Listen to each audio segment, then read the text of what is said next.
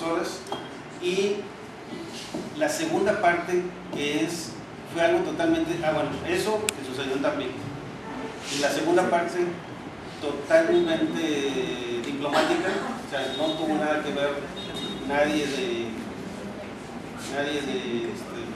la gente de Tampico, la gente que vamos a ver ahorita. Y lo más interesante de eso es que en 103 años, 102 años, el único libro que yo conozco que habla del tema, y en verdad no está hablando del libro, no está el libro completo, porque también hace lo mismo que nosotros. Empieza con el incidente y termina con la ocupación de Veracruz, bueno, ya la salida de la gente del contingente de Veracruz. Pero tiene 30 hojas más o menos hablando del tema, que para lo que hablan los libros, si ustedes se ponen a buscar el incidente de Tampico, van a encontrar desde 2 renglones hasta media hoja quizás. Es algo que pues como que no se ha tomado muy bien, con la excepción de algo de los marinos. Entonces ya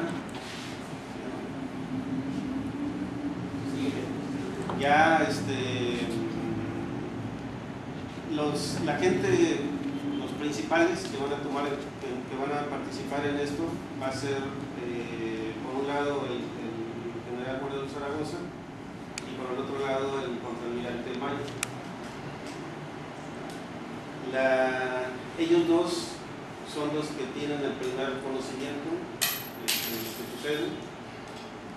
La siguiente gente que podríamos estar mencionando como que tenga que ver sería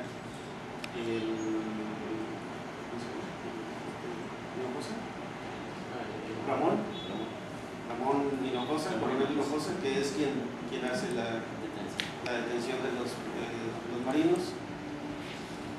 Los marinos en sí, y quien va al cargo de todo eso, que es el ayudante de pagador Charles Koch, que va a cargo de todo eso. Y entre todas esas personas hay un civil, que en todos los libros lo mencionan como alemán, pero acá datos que tiene el licenciado, que es descendiente de alemanes, no que fuera un alemán.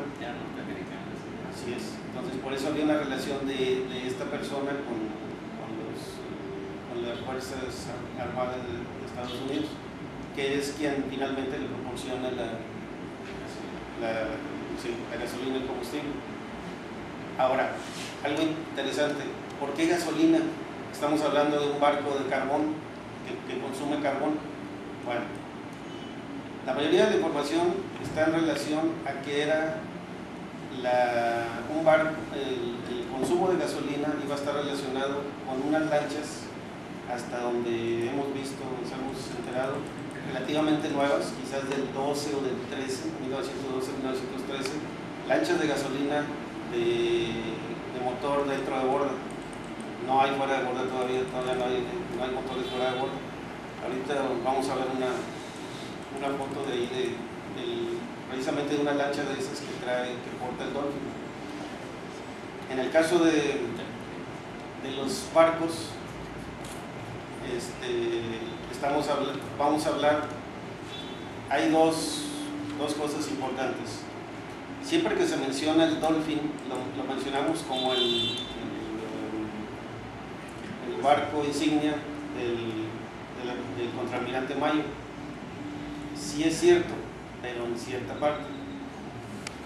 Cuando llega Mayo a Tampico, viene en el acorazado Connecticut. Está desde hace fines del 13, principios del 14. En este libro menciona 2 barcos, el Connecticut y el Montana, que los tiene, cualquiera de los dos los puede tener como barco insignia, o sea, corresponde a su nivel, un acorazado.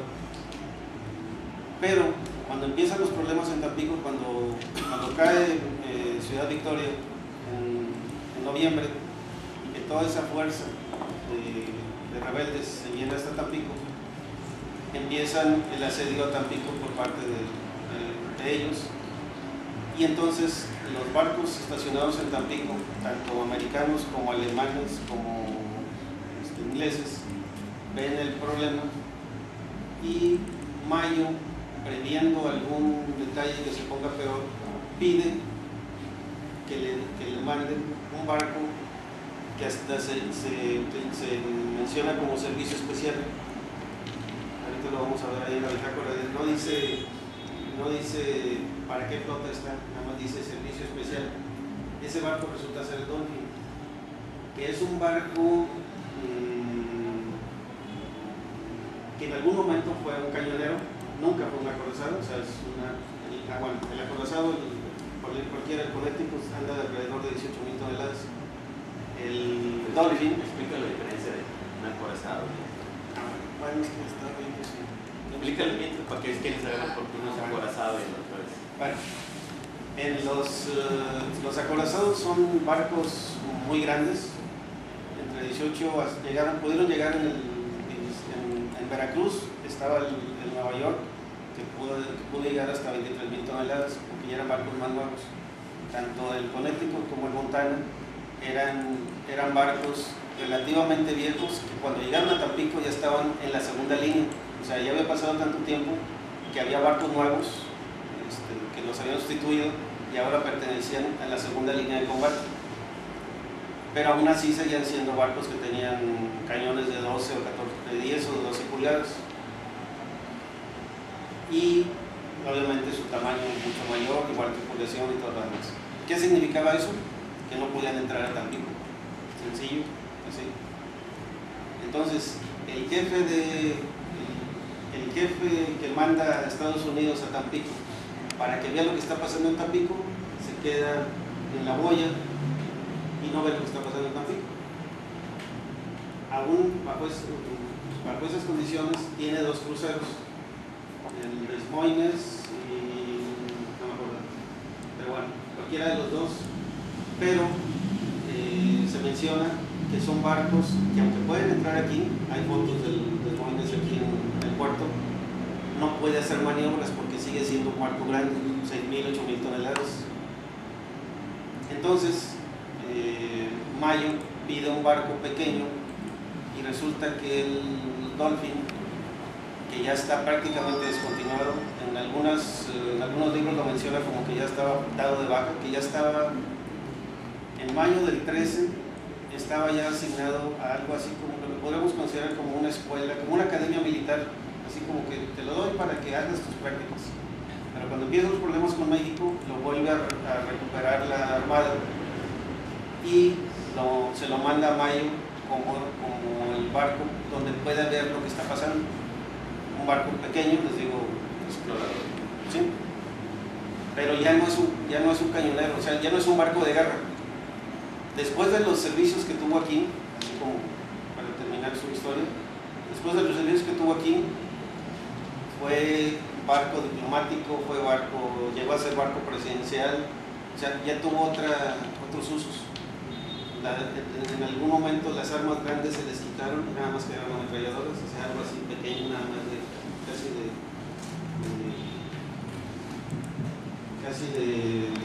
nada más para que sí traigo armas. Entonces Mayo lo utiliza como su barco insignia y muchas veces en la historia, en lo que estamos leyendo, se habla de que el barco insignia Dolphin, pues sí, pero eso fue un ratito, un momento. Bueno, lo que les decía, los actores principales del conflicto van a ser Mayo y el general Morelos Zaragoza. De Morelos Zaragoza, yo no sabía que era de Monterrey, estuve investigando algo y hay sus familiares, los familiares de él, ahorita 4 generaciones después, están muy orgullosos de ser Morelos Zaragoza. Pero no encontré nada que tuviera que ver con Morelos. Moreno, con Zaragoza sí, por supuesto. Sí, con Zaragoza sí. Es hermana. Es hijo de la hermana de Ignacio Zaragoza. Pero de José María, el papá se llamaba José María Morelos, pero no tenía nada que ver con el famoso. La siguiente. Y era muy anciano, pues la mamá fue hermana de Zaragoza, pues ya realmente en esa época. Bueno, entonces, los actores secundarios, como les decía, en México, el coronel Hinojosa; en Estados Unidos, el pagador, Charles Cobb, que era vamos a decir, el cargo superior que venía en la lancha; el capitán del Dolphin, Aaron; los marinos, ahí ya empiezan las dudas, 7, 8 o 9, ya. Y en el caso de los civiles, que les decía, el comerciante, que es finalmente quien les vende el combustible, la gasolina. Bueno, lo que les decía, el Connecticut y el Montana pueden ser los barcos insignia de Mayo mientras está en Tampico, pero tiene el problema por el mismo tamaño. Bueno, ahí está su comandante de la 5ª división de la flota del Atlántico de Estados Unidos. Ese era su título, porque bueno, al rato vamos a llegar con Fletcher. Fletcher era comandante de la 4ª división de la flota del Atlántico. Se comisiona en Tampico desde enero del 14, pero como les decíamos, por su tamaño se queda fuera. Entonces, en ese tiempo, antes de que llegara el Dolphin, lo que hace es subir a los otros 2 cruceros, uno de ellos el Des Moines, pero nada más es por ratitos. Cuando dice Tampico boya, es la entrada del puerto de Tampico. Hay una boya que se llama de recal, que hace la enfilación hacia el puerto. Los barcos llegaban a esa boya porque de este lado está el fondeadero, que es el lugar más hondo donde pueden estar las embarcaciones. De hecho, cuando llegan los buques tanques y todos, ya saben, van a la derecha del puerto, ¿sí? Porque lo de salida va hacia la izquierda. Entonces, por eso dicen Tampico boya. Estaban destacamentados hasta la boya del puerto de Tampico. Se supone que hasta ahí deben llegar, ¿no? Pero no pasó así. O sea, no pueden. En el caso de por tamaño, no va a pasar, no puede pasar por la barra, ni el canal de navegación tiene la profundidad suficiente para él, entonces se quedan allá. Les digo, el peso de 16.000 toneladas, bueno, el desplazamiento de 16.000 toneladas, cañones de 3 torretas de cañones, de 3 cañones de 12 pulgadas, o sea, ya es algo. Siguiente. En comparación con el Dolphin, que para empezar, así como les digo, barco insignia temporal, el comandante. Se comisiona en Tampico y ahora sí, puede entrar sin ningún problema. Puede entrar sin problema que tenemos un mapa que conseguimos el año pasado, donde el Dolphin hace un levantamiento del río, de las condiciones del río, hasta 3 kilómetros más allá de Pánuco. Entonces, su calado es mucho menor, obviamente, está 1.500 toneladas. En algún momento pudo tener hasta cañones de 4 pulgadas, pero les digo, cuando ya fue diplomático, como que a lo mejor se les hizo medio feo llevar un diplomático con cañones de esos y los pusieron nada más en ametralladores. La siguiente. Bueno, para tener una idea, no necesariamente podría ser ese tamaño, esa proporción, porque al hablar de lanchas balleneras podemos hablar de mínimo 4 tipos y 3 de ellos vigentes en 1914. Esta corresponde a una lancha ballenera de la Real Armada inglesa, por eso tienen el uniforme diferente, pero más o menos puede dar la idea de en este caso tiene 6 remeros, pero tiene capacidad para 8 remeros. En detalle ahí sería que dónde van a poner la carga, porque ahorita vamos a hablar de la carga. Ahí está, capacidad de 10 personas, fabricación de madera, transporte de suministros en general. ¿Sí?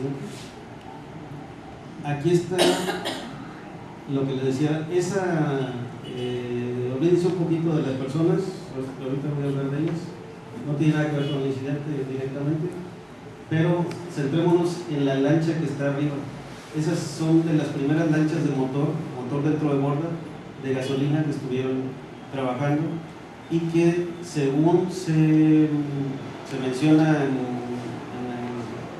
en el libro, se estaban utilizando mucho porque no había muy buena comunicación entre el Dolphin y los barcos de allá afuera.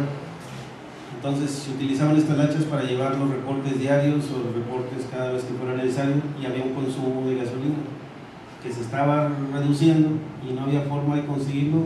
Unos dicen que por la situación que había, y otros por los días. Ya sabemos cómo se pone Semana Santa, así que yo creo que se ponía igual allá en ese tiempo. No, pero hay reporte de que la refinería cerraron exactamente esos días. Las dos refinerías, tanto la Huasteca como el Águila, cerraron sus operaciones. Sí, sí. Por eso, o sea, bueno, es parte del detalle que quiero hablar ahorita. ¿Sí? El otro detalle, ¿te acuerdas? Es que esa lancha era la que utilizaba Mayo, era la que le estaba asignada. Sí. Para las lanchas esas, eran varias lanchas. Sí, sí. No eran para los barcos, porque dicen, bueno, ya salimos para los barcos. Por eso algunos dicen, sí, no, fue un claro pretexto, no, sí no, la no, necesitaban realmente. Sí, era una necesidad, y además no era, o sea, como le decía, no era para el barco, los barcos eran de carbón. Sí, entonces era para las lanchas nada más. Y ahorita vamos a ver de las cantidades. Bueno, ahora sí, aprovechando el mapa, ahora sí podemos darnos una idea de lo que sucedió. Ahí está ubicado, aunque tiene a lo mejor algún error, porque habla de dos puentes, el Iturbide lo ponen sobre el Tamesí, el de la cortadura de Ayoto. Bueno, es que originalmente el puente Iturbide era ese puente que estaba. Ahora lo conoces tú como Iturbide de la cortadura, pero por eso la calle, ¿cómo se llama la calle?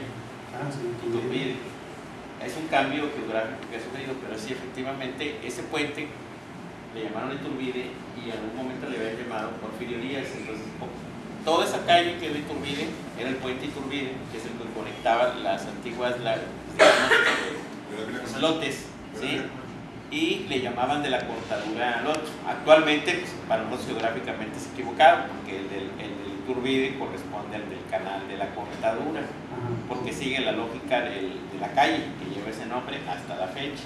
Pero el que estamos hablando es de la cortadura. De la cortadura, ahora que ustedes conocen como de Iturbide.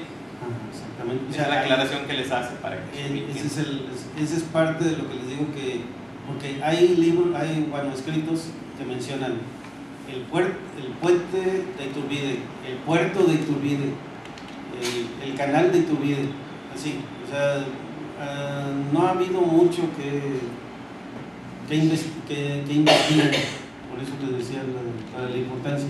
Entonces, de las cosas que sí estamos seguros, el Dolphin está en el muelle, es decir, está frente al muelle fiscal. Hay una necesidad de combustible